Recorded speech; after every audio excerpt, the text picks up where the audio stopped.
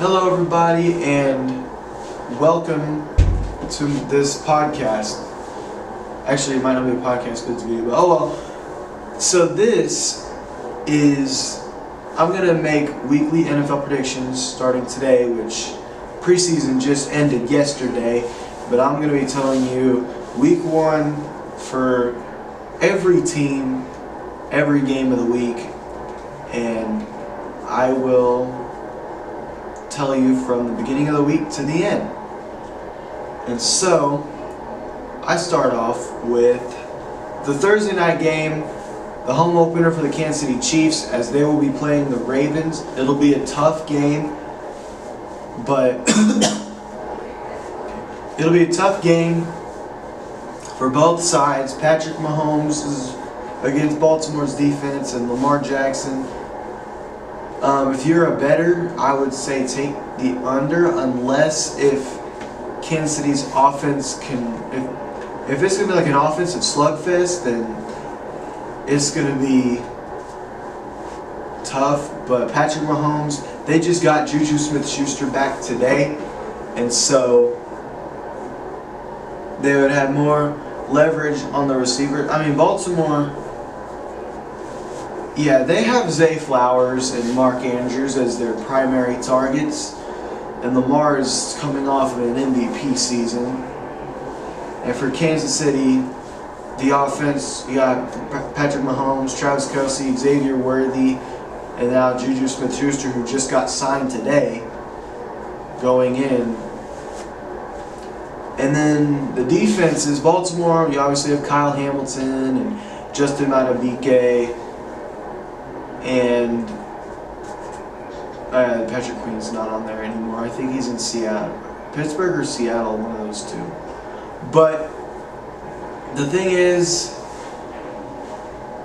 that's all for that game. I'd say Kansas City takes it. Chiefs have a little bit more leverage on the offense. And it's going to be a close game. I'm probably going to be there too. And so I want to say that the Kansas City Chiefs will take that.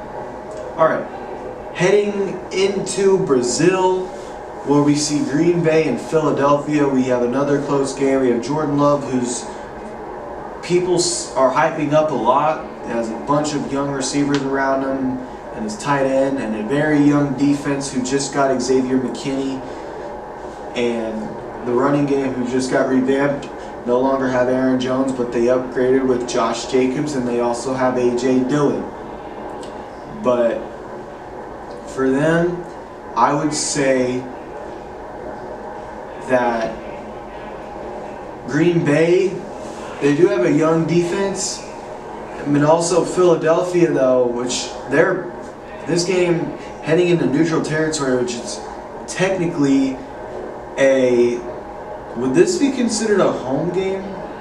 Oh wait, oh yeah, it's a home game for Philadelphia technically.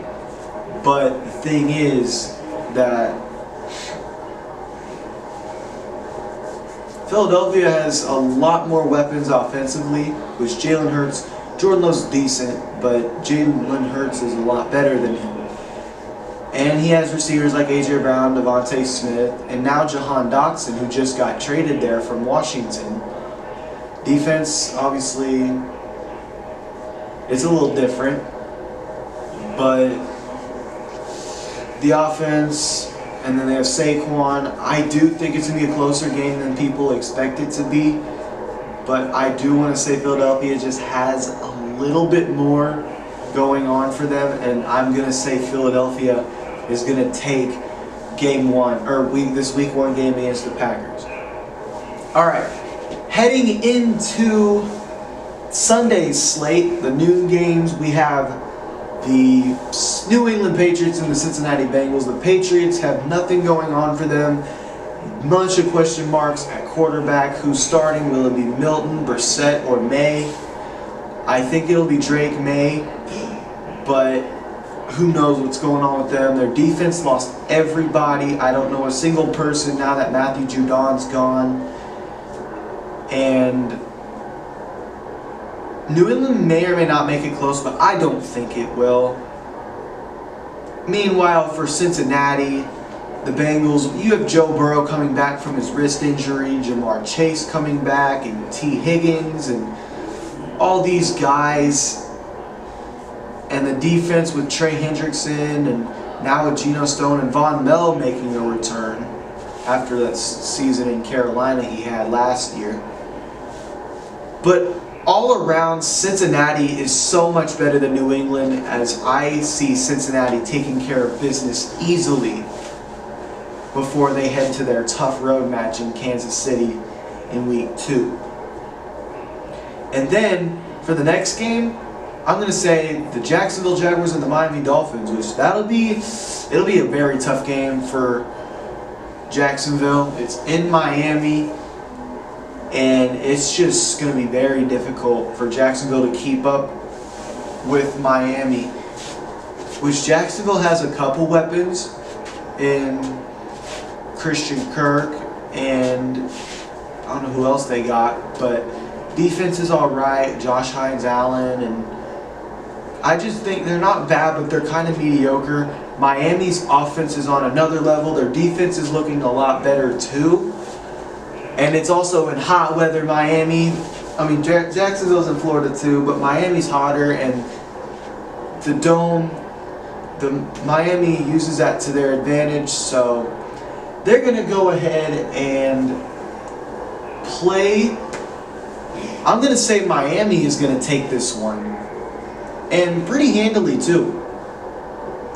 And then the next AFC game, we have the Houston Texans and the Indianapolis Colts. This game may or may not be a surprise, but I think CJ Stroud's he might come off to a very hot start into this league. Back in his second year, I think he's a very good quarterback. I think he might be an MVP candidate, if so, but it's in Indianapolis. The Colts I don't really see them finding their footing right away. But Houston's defense looks good, or looks solid with Will Anderson, Derek Stingley, and Jalen Petrie. In the offense, obviously, with CJ Stroud, Stephon Diggs, Nico Collins, all those guys. Meanwhile, Indianapolis Colts, they have a pretty decent defense and an okay offense. Everyone just needs to stay healthy. But with Anthony Richardson, DeForest Buckner, and Jonathan Taylor, and Shaq Leonard, is he still in the league? I don't know, but Colts have a decent receiving core with Michael Pittman, Adonai Mitchell, Josh Downs, which I think he might be hurt. But other than that, I think Houston's going to take this one. It's not going to be terribly close, but I think Houston edges them out. And then the next game, we have the Atlanta Falcons hosting the Pittsburgh Steelers. We still don't know who the QB1 in Pittsburgh is. Will it be Russell Wilson? Will it be Justin Fields? We don't know. I would say this will be a very low-scoring game. Atlanta's defense with Matthew Judon, Justin Simmons, A.J. Terrell, Grady Jarrett. I think Calais Campbell's still on the team. But Atlanta, they also got an offense too, with Drake London, Bijan Robinson, Kyle Pitts, and a very good offensive line no one ever talks about. Atlanta has the quarterback they got. They have Kirk Cousins, who they signed that 4-year deal with. And if he goes down, they could use Michael Penix Jr., which I don't know what's going on with him. But back to the thing about the Pittsburgh Steelers. We don't know who their quarterback is. Their O-line's not very good. Their receivers, they have George Pickens, and that's pretty much it. And then their defense is their defense. They're going to be good. Coaching's good, but it'll be a closer game than expected. I'm going to give this to the home team. And the Atlanta Falcons start out the year 1-0, trying to get to their first playoff appearance since 2017. And then we're going to go see what the Arizona Cardinals do when they're playing the Buffalo Bills, as this game will be very tough. Last time these two teams played, it was the Hail Murray game, and that was one of the best games of the year in 2020. Buffalo has Josh Allen. He doesn't have very many receivers as he lost both Diggs and Josh Allen. Or no, he lost Diggs and Gabe Davis in the offseason, but they got Keon Coleman and Curtis Samuel to replace him. But Josh Allen is one of the best quarterbacks in the league. The defense lost a lot of guys. No more Poyer, Hyde, or White. And they had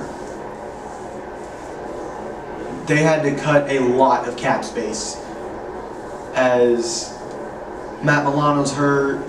Buffalo's defense might not look very good this year. And then, meanwhile, for Arizona, the Cardinals, who have looked very much improved. They have Kyler Murray and Marvin Harrison Jr., who just got drafted at 4th overall, and Trey McBride, who's a very, very underrated tight end, and Michael Wilson, who is also a good receiver. O-line's okay, even though they did extend Hjalta Froholt. And the running backs with Trey Benson, who I'm very excited to look at, and James Conner, who's pretty consistent even though he's getting up there in age. I think Kyler just needs to stay healthy the entire season. But in this one, I will say this will be my upset pick of the week, as the Arizona Cardinals will barely beat the Bills. But who knows, it might be. I'd say Arizona is going to make this game a game, and they'll probably beat them, even though their defense isn't very good. I'd say that will be a high-scoring game. Josh Allen against Kyler Murray. And I'm going to say Kyler in that one for the upset. And then another game, we have the Tennessee Titans at the Chicago Bears, which Tennessee does not really. I mean, they did kind of reload offensively with Calvin Ridley and Tony Pollard, but they lost a lot of key guys like Derrick Henry. And on the defensive side, they lost to Nico Autry. And then for another NFC game, sorry, the camera just keeps cutting out. But I want to say, who plays? I don't have all day to do this though. But I'm going to say, I'll cut this out. Is this time to start the 3 o'clock games? Oh yeah, Saints and Panthers. This game's going to be a snooze fest. I'm not really going to be paying attention to it, but it's in New Orleans. New Orleans is not very good, but Carolina is worse.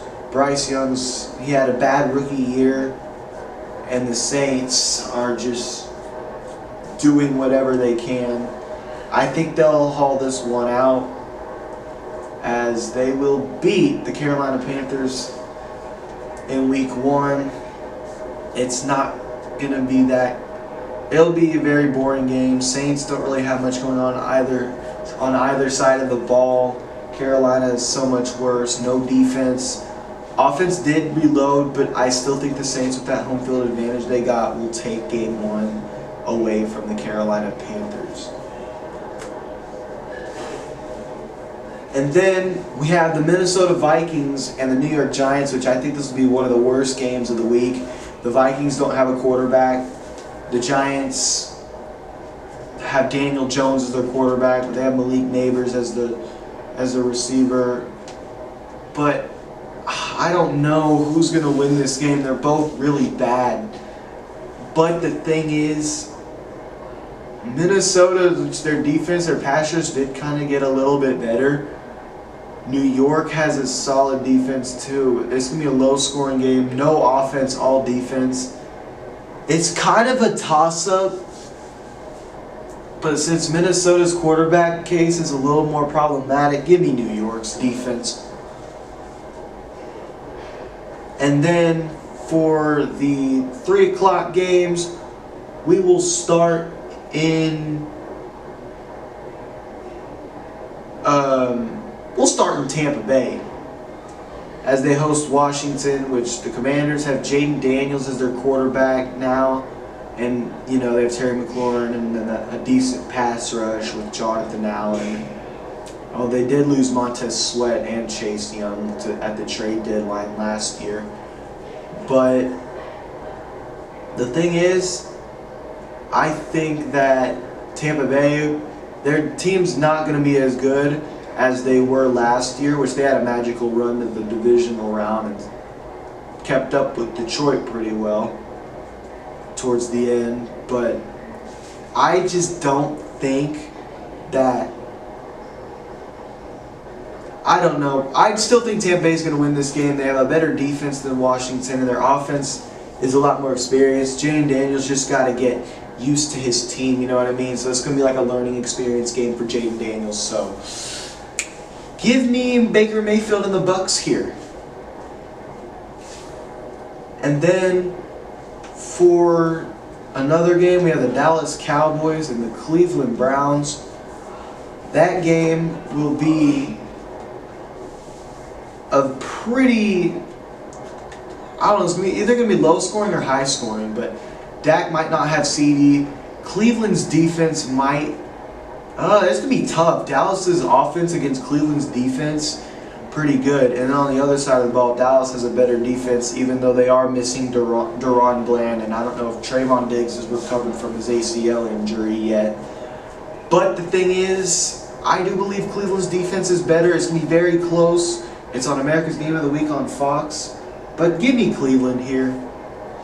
Cleveland has a better defense, as they just look like one of the better teams in general, you know what I'm saying? And then we go up to the Pacific Northwest. We have a rematch of Super Bowl 48. 11 years later, it's the Denver Broncos who are starting rookie quarterback Bo Nix, and the Seattle Seahawks who have Geno Smith, which this game might be a lot closer than people expect it to be, but Seattle has that offense. Denver has nobody on defense, and that might be the turning point that Seattle has. Seattle has three pretty solid. They have DK Metcalf, Tyler Lockett, and Jackson Smith-Jigba. Defense is kind of shaky for Seattle, but Byron Murphy on that interior defensive line will really help out if you are Seattle. Denver has a solid offense with Courtland Sutton and Bo Nix and Javonte Williams, but I do think Seattle's offense is going to be too much, and their secondary will do just enough to lock up Courtland Sutton and company. So give me Seattle there. And then another game that I want to talk about is the Raiders and Chargers. It's in LA. It'll be a tough game for both sides. Is Justin Herbert going to be healthy? Is the Raiders defense going to wreak havoc on the Chargers? Which Chargers have no receivers, but they have a good O-line against the Raiders defensive line. But Max Crosby, I think it will go right through them. Joe Alt, Rashawn Slater, all them, they might get stomped. Raiders don't have an offense though. Will it be the quarterback or the defense? Chargers, it will be Justin Herbert doing miraculous things, or will it be the Raiders defense winning them the game? Because that's how they beat the Chiefs on Christmas last year. Pick sixes and defense. Because I don't think the Raiders scored an offensive touchdown the entire game. But that was also the last loss for the Chiefs. And so, with that being said, I do want to say that the Chargers, it's at home, it's in LA, even though there's a bunch of Raider fans there. It's going to be very close. I'm going to say Justin Herbert will somehow get it done, because he does do that. I'd say NFC West, NFC North, NFC South, NFC East, NFC West. Alright, 2 more games left. We'll do the Sunday night game. It will be the LA Rams going into Detroit. Matthew Stafford's return. It's a rematch of last year's playoff game when the Lions won. Lions are a very good team. Mostly on offense, but their defense is pretty solid too. I know they did lose some people in the secondary. The secondary was one of their weakest links last year. But the Rams have offense and a defense who lost a lot of people, but Sean McVay's a good coach and he'll make this a game. But I do think Detroit has a way better chance of winning. And so, I'm going to say the Lions are going to take this one on Sunday night at home at Detroit. As if their fans can cause 2 false starts in a preseason game, who knows what they could do here in a dome where all the sound is echoing in, it's making it really loud for the cadences. But give me Detroit there. And then on Monday night, we have the Jets and 49ers. Aaron Rodgers goes back to the Bay. And I think this will be a very, very hard matchup for Aaron Rodgers and company.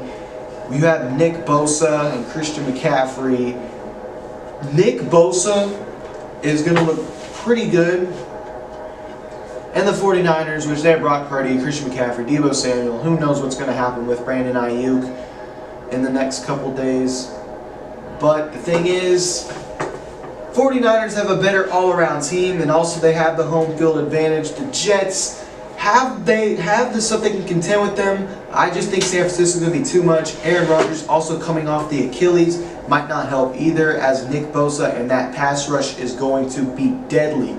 But the big key loss for San Francisco is Dre Greenlaw, as he tore his Achilles while jumping in the Super Bowl. And that should be the end of Week 1 predictions. Thank you for watching.